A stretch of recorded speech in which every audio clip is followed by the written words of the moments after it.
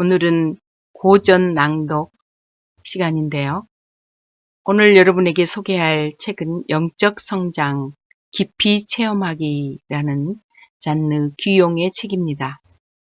잔느 귀용의 책들은 350년이 지난 지금도 여전히 그리스도인에게 사랑받고 있습니다. 평생 고난과 핍박이 이어진 삶이었기에 이 잔느 귀용이 경험한 하나님의 임재 체험은 특별합니다. 이 책은 모든 그리스도인에게는 영적 성장의 깊이를 알려주는 놀라운 안내서라 할 수 있을 것입니다. 깊이 있는 영성을 경험하길 원하는 그리스도인들에게 이 책은 진귀한 영적 순례 지도가 될 것입니다. 잔느 귀용은요, 생애 매 순간마다 하나님의 깊은 임재를 경험한 여인입니다. 17세기 프랑스 경건운동의 주요 인물로 유럽의 경건주의와 존 웨슬리, 제스펜 루이스, 앤드류 머리, 허드슨 테일러 등에게 깊은 영향을 끼쳤지요. 그녀의 삶에는 그리스도인의 영적 성장의 진수인 십자가의 도가 잘 드러나 있습니다. 16세 어린 나이에 결혼했으나 남편의 병수발과 시어머니와 심지어 하녀의 학대까지 받아가며 그녀는 고통스러운 시간을 보냅니다. 그 가운데 오직 예수 그리스도를 통해 하나님께 나아가 간구하는 기도를 깊이 경험하게 되었지요. 결혼 생활의 고통이 하나님께서 자신에게 허락하신 십자가라는 사실을 깨닫고 하나님의 손길에 철저히 순복하게 됩니다. 하나님께서는 십자가의 자아를 철저히 못 받고 그녀를 주인의 고난에 참여하게 하시고 주님과 동행하는 내적 생명의 길로 인도하셨습니다. 병치레를 하던 남편이 죽고 이어서 차례로 두 아들마저 이른 후 귀용은 하나님의 사역으로 부르심을 받게 됩니다. 그 후로 오해와 박해, 핍박, 투옥으로 점철된 생활을 하게 됩니다.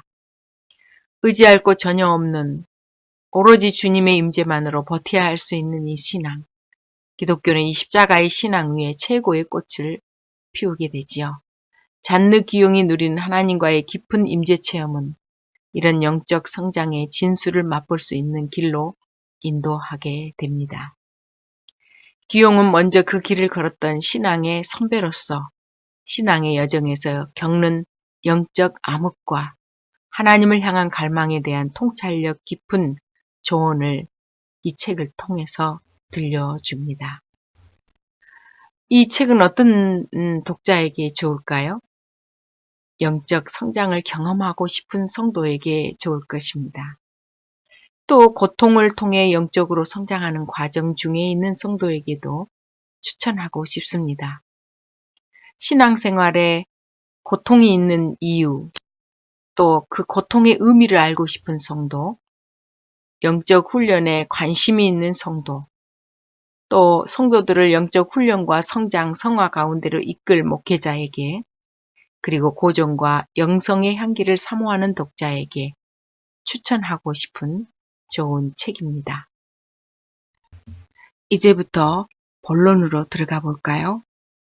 제가 이 책을 읽으면서 좋았던 부분을 중심으로 해서 읽도록 하겠습니다. 제1장 성장의 시간 겨울을 맞이하다.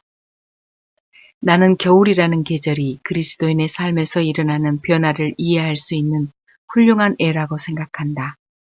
하나님께서 자기 백성들의 삶에서 불완전한 것들을 제거하기 위해 행하시는 정화 작업을 겨울을 맞이하는 식물의 세계가 잘 반영하고 있기 때문이다. 한겨울 찬바람의 날개를 타고 추위가 오면 나무들은 잎사귀들을 떨어뜨리기 시작한다. 초록빛 잎들은 죽음의 그림자를 들이우듯 갈색으로 퇴색하고 얼마 지나지 않아 땅에 떨어져 죽는다. 발가벗은 채 황량한 모습으로 서 있는 겨울나무를 떠올려 보라. 한여름에 아름답던 초록빛 옷을 빼앗긴 불쌍한 나무의 모습을 가만히 바라다 보라. 당신뿐 아니라 모든 그리스도인도 마찬가지다. 생명이 사라지기 전까지 우리는 모두 황홀할 정도로 아름다운 모습을 보일 수 있다. 하지만 아무리 아름다운 모습을 지닌 그리스도인이라 할지라도 결함투성이의 본 모습이 그대로 드러날 날이 반드시 온다. 주님께서 당신을 정결하게 만드시기 위해 임하시는 날, 당신을 아름답게 덮어주었던 모든 것을 빼앗긴 벌거벗은 모습으로 서야 할 때가 올 것이다. 그러나 나무 속에는 여전히 생명이 존재한다. 당신이 겨울나무로 서 있다고 해서 갑자기 악해진 것이 아니다. 다만 당신의 실제 모습을 그대로 보았을 뿐이다. 그러나 겨울나무 내부 깊숙한 곳 어딘가에는 지난 봄 아름다운 잎들을 튀어냈던 생명이 여전히 존재하고 있다는 사실을 기억해야 한다. 그렇다. 그리스도인의 가장 깊은 내면에 자리한 존재는 본질적인 품성을 상실하지 않았다. 그가 가진 장점을 잃어버리지도 않았다. 그가 잃은 것은 단지 지극히 인간적인 자신이 선하다는 외면적 외식일 뿐이다. 대신 그는 처절할 정도로 비참한 자신의 상태를 깨닫고 주님을 편하게 따르려던 아니라면서 벗어나게 된다. 그 편안함은 무엇보다도 자아에 대한 무지에서 비롯된 것이기 때문이다.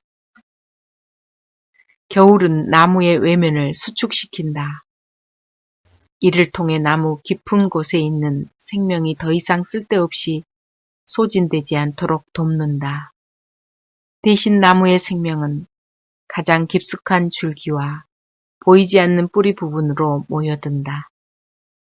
생명이 나무의 가장 깊은 내면 속으로 점점 더 깊이 파고드는 것이다. 겉으로는 나무가 죽은 것처럼 보여도 실제로 겨울은 나무를 보호하는 긍정적인 역할을 감당한다. 봄과 여름, 그리고 가을까지도 나무는 자신을 치장하고 아름답게 하는데 모든 에너지를 소비한다. 하지만 그것은 나무의 생명을 소비하고 줄기의 가장 깊은 곳과 뿌리에 있는 생명력을 소모하는 대가를 치른다. 이러한 나무가 생존하며 번성하기 위해서 겨울은 반드시 있어야 할 계절이다. 은혜가 당신의 삶에 임하는 방식도 정확히 이와 같다.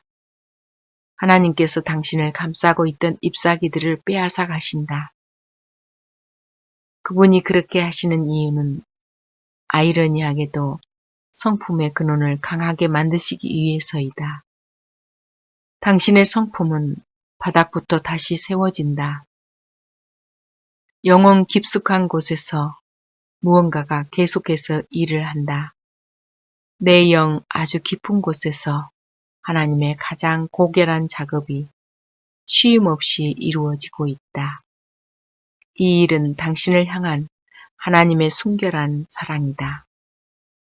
내면 가장 깊은 곳에서 자아에 대한 절대적 포기와 멸시가 일어난다.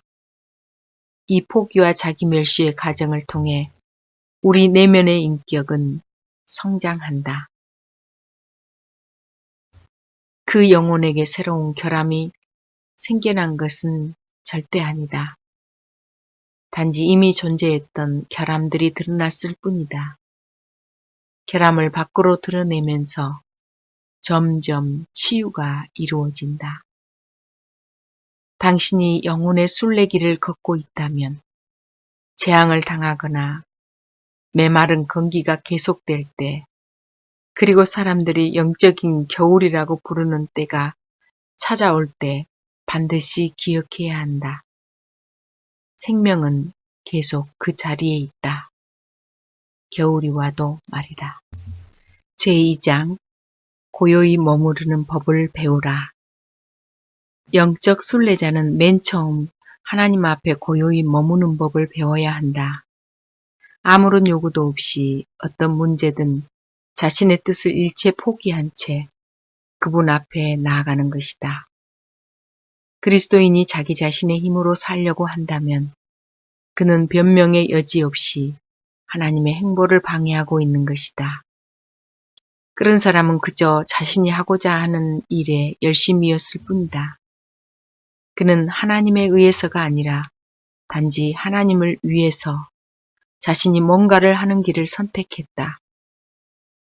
하지만 참된 그리스도인이라면 주님 앞에 나아갈 때 마음의 동기가 자아에서 시작되진 않았는지 살피고 자아의 영향력을 철저히 죽이는 법을 배워야 한다. 자아에서 시작한 행동은 결국엔 이기적인 본성만 강화시킨다. 자기의 뜻을 모두 버리고 주님 앞에 머무른다면 그는 부드러운 윤활유처럼 되어 하나님의 손에 온전히 쓰임받게 될 것이다. 제3장 욕구가 어디에서 시작되는지 살펴보라. 주님께 자신의 의지를 완전히 복종시키는 동기는 오직 사랑이어야만 한다. 사랑 때문에 복종하는 것이 아니라면 결국 그 복종은 육적인 것이었음이 탄로나고 만다.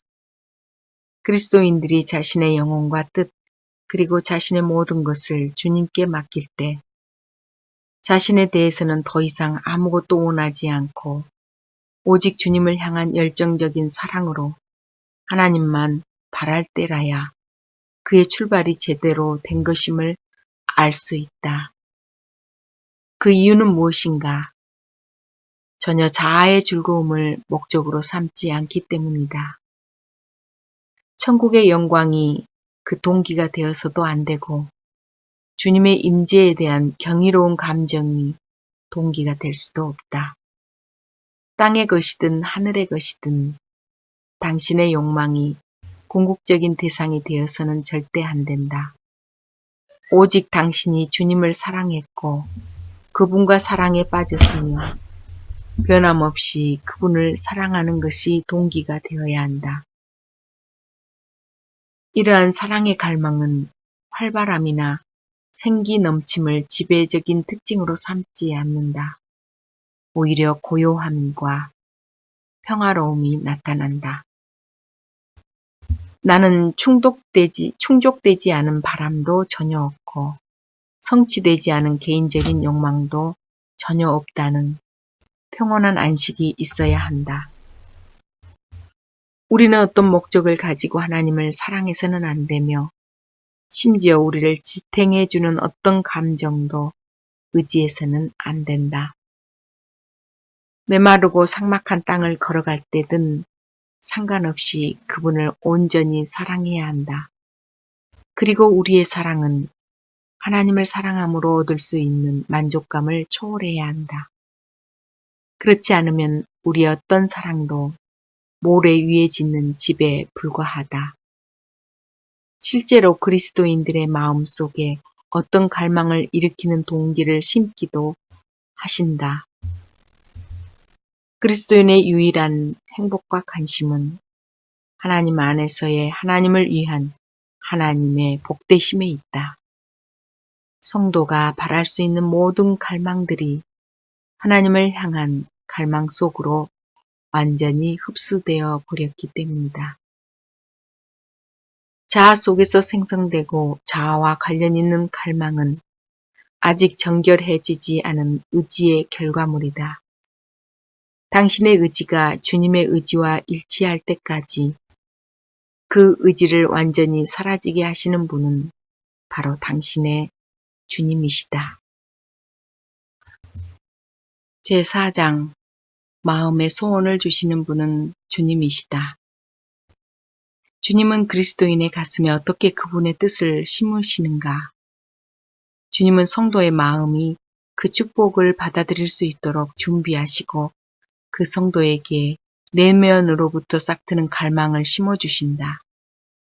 주님은 어떻게 이 일을 시작하시는가? 먼저 당신 안에 내주하시는 하나님의 영인 성령님이 중보기도를 시작하신다. 이때 성령께서 하시는 중보기도는 당신을 위한 것이며 철저히 하나님의 뜻에 따라 이루어진다. 그분은 당신을 위해 중보하시며 하나님의 소원이 당신의 소원이 되게 해달라고 요청하신다. 이제 그 소원은 더 이상 하나님과 성령님의 바람만이 아니라 그리스도인도 가슴으로 진정 바라는 갈망이 된다. 실제로 성령님께서는 요청을 하시고 성부 하나님께서는 갈망을 심어주신다. 그러나 그 갈망이 그리스도인의 의지와 일치될 때에야 비로소 그 소원은 그의 것이 된다. 간혹 주님은 우리들에게 특정 기도 제목을 두고 기도하고 싶은 마음이 생기게 하실 때도 있다. 그럴 때 그리스도인들은 이 기도가 자신의 의지에서 비롯된 것이 아님을 분명히 인식하게 된다. 결국 기도와 갈망의 근원이 모두 하나님께 있음을 알게 되는 것이다. 때문에 성도들은 자신이 원하는 사람을 위해 자신이 원하는 제목을 두고 자기 마음대로 기도할 수 없을 뿐 아니라 심지어 기도하고 싶은 때를 정해서 할 수도 없다. 이러한 사실을 아는 그리스도인이라면 기도를 통해 하나님께 나아갈 때 결코 자신이 높아지거나 교만해지지 않으며 그 기도가 구체적으로 응답을 받을 때에도 스스로를 자랑스러워하거나 대견해하지도 않는다. 그는 그 갈망을 먼저 가지셨던 분이 바로 주님이셨다는 것과 그 기도를 하신 주께서 그 주체도 주님이시며 그의 마음속에 그 간구를 허용하신 분도 바로 주님이심을 너무나 잘 알고 있기 때문이다. 제5장 단순함의 능력을 소유하라. 성분이 순수할수록 구조는 더 단순하다. 이 지구상 모든 만물 중에서 물보다 활용 범위가 다양한 것은 없다. 모두가 알고 있듯이 그것은 물의 유동성 때문이다. 언제라도 온갖 종류의 것들을 수용할 수 있고 그것으로 만족할 수 있다. 바로 그 맛과 색에 자유로울 수 있는 능력, 순수하고 단순한 속성 때문일 것이다. 네가 가진 속성이 무엇인가? 라고 질문한다면 물은 내 속성은 속성이 전혀 없다는 것입니다. 나는 수능적인 존재입니다. 라고 대답할 것이다. 인간의 의지가 단순하고 순수한 상태에 있을 경우 그 의지와 내주하시는 성령님과의 관계도 마찬가지다.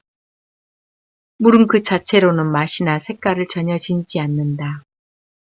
물맛이나 색이 그 안에 무엇이 담기느냐에 영향을 받듯 하나님께 완전히 맡겨진 인간의 의지는 내주하시는 성령님에 의해 전적으로 영향을 받는다.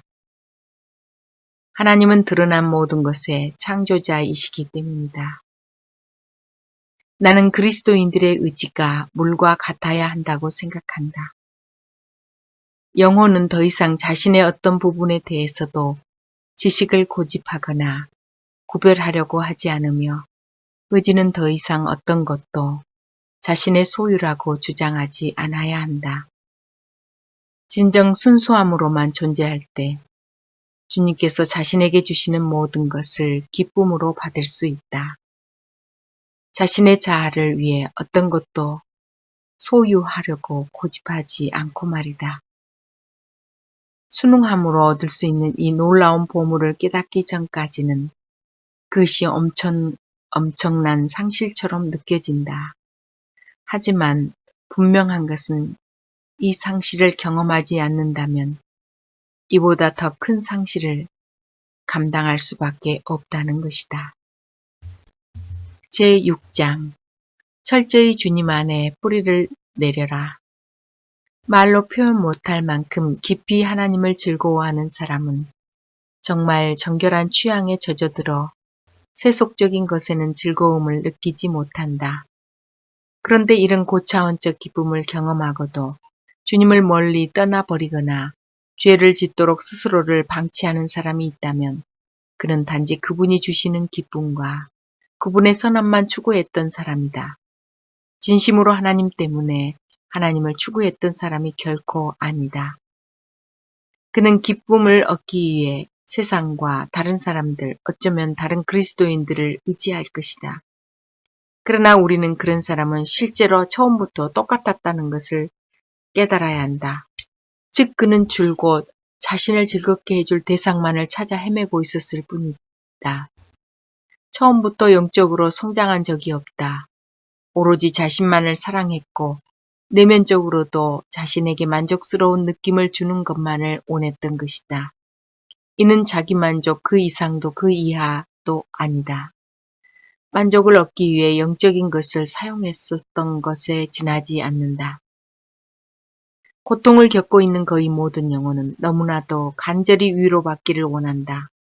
이런 사람은 고통에서 벗어나기를 간절히 열망하기 때문에 기꺼이 죽고자 각오하기보다는 어떻게 해서라도 빠져나갈 방도를 찾는다. 그리스도인들이 이러한 상태에 도달하면 보통 둘 중 한 가지 현상이 일어난다. 그 한 가지는 이전에 했던 일을 통해 고난과 고통에서 벗어나려는 것이다. 잃어버렸던 것을 다시 회복하여 누리기를 원하고 누군가에게 위로를 받으면서 이전으로 돌아가고자 한다. 또 다른 한 가지는 훨씬 불행한 선택으로 하나님에 대한 의식이나 감정이 자신에게 전혀 없음을 알고 다른 곳에서 자신을 만족시켜주고 위로해줄 감정을 느끼길 원하는 것이다. 하나님을 그런 식으로 사랑했다면 그 사랑은 불순하며 전적으로 육적이고 이기적이었던 것이라고 생각한다. 심취할 수 있는 하나님에 대한 기쁨이 더 이상 존재하지 않을 때 그런 영혼은 하나님을 멀리하고 마침내 그분을 떠나버리고 만다. 실제로 큰 고통이 시작되는 초기가 개인의 전체 영적 생활에서 가장 위험한 시기이다. 주님께서 격려하시는 내적인 평안을 거두어 가실 때 그리스도인들의 영혼은 반드시 즐거움과 위로를 얻을 수 있는 외적 원천에 의지하며 다시 한번 더 큰 기쁨을 갖기를 소망한다. 시간이 흐를수록 그는 이 불편하고 괴로운 상태에서 최대한 빨리 빠져나갈 수 있는 길을 찾아내려고 노력할 것이 분명하다. 많은 영적 순례자들도 바로 이 지점에서 파멸을 경험했다. 분명히 처음에는 주님께서 큰 기쁨과 하늘의 위로로 우리를 이끌어 주신다. 그 이후로도 가끔씩은 그렇게 해주신다. 그리스도인이 고난을 만날 때 그 고난에서 도망가지 않고 받아들일 줄 아는 것이 매우 중요하다. 나아가 고난의 무게를 조금이라도 덜어보려고 애쓰거나 위안과 즐거움을 발견해 벗어나고자 발버둥 치지 말아야 한다. 그리스도인은 온갖 바람에도 더 이상 흔들리지 않는 견고한 상태까지 나아가야 하며 시간이 흘러 고통이 지속되더라도 연약함에 굴복하면 안 된다. 참된 그리스도인이라면 하늘의 기쁨이 허락되지 않는 상황에서도 여전히 삶을 살아내야 한다는 것을 예상해야 한다. 그리스도인들에게 이러한 일들은 실제로 일어난다. 결국 총체적인 죽음을 경험한 그리스도인의 영혼만이 도달할 수 있는 성장의 단계가 있다. 그 영혼은 하나님 안에 굳건히 서서 이젠 어떤 피조물에서도 만족을 얻을 수 없다. 그런데 이 상태에 이른 그리스도인이 만약 하나님을 떠난다면 그 영혼은 우주에서 가장 비참한 존재로 전락하고 만다. 왜 그런가? 그는 이미 외적인 자원에서는 결코 어떤 기쁨도 얻을 수 없다는 사실을 알기 때문이다. 천상의 기쁨과 비교할 때 그 밖의 모든 것들은 무미건조하고 무의미하게 보일 뿐이며 외적인 즐거움은 단지 그러한 사실을 인식함으로써 오는 고통만 배가시켜 줄 것이다. 이어서 2부와 3부를 다음 시간에 낭독하겠습니다.